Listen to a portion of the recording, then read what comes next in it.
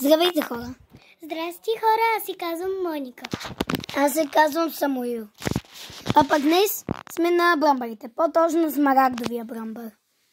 Да отиваме към другото. Блестящи бръмбари.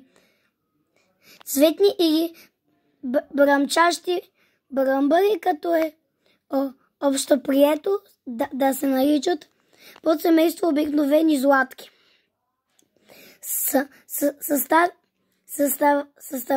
Съставляват основно семейство листороги бръмбари, включващо, сега внимавайте,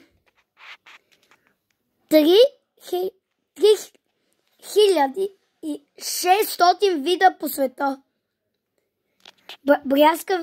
Бряскавият забележим цвят и големи размери ги правят отличителни сред останалите. Сега да отидем на цялото на бръмбара. Отиваме към другото. Големи, страшни, но покрити с кадифе. Съществуват множество видове цветни бръмбари с общи физически белези. Ето го бръмбара. Тук му е скутера. Тук това му е коремчето.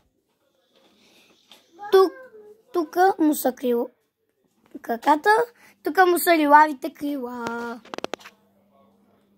Антени, фасетни очи, това нещо пипала.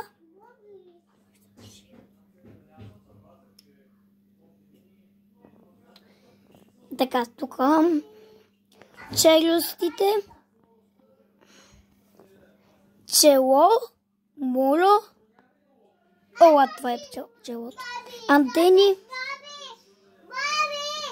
коремче. Ето ви го показах. Да, отиваме към местоположението на бръмбарите. Тук.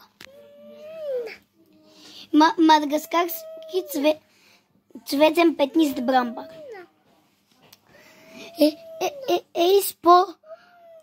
Еиспого еа, гири де пта.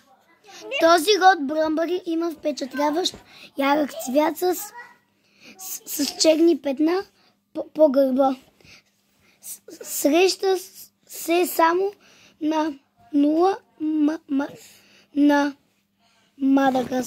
в Мадагаскар. Извинявам се, хора, малко спрях. Извинявам се, хора, но моят брат Радослав малко го смачка. Извинявам се, много хора. Всъщност не е смачкано. Всъщност да, не е смачкано. Отиваме в другата стая. Отиваме, да. Тук може да ни гледате, може да ни виждате по-скоро дома. Да, много по-скоро дома. Много е гадно. Да, много е. Смарагдов бръмбар. Точно този бръмбар, който беше в началото.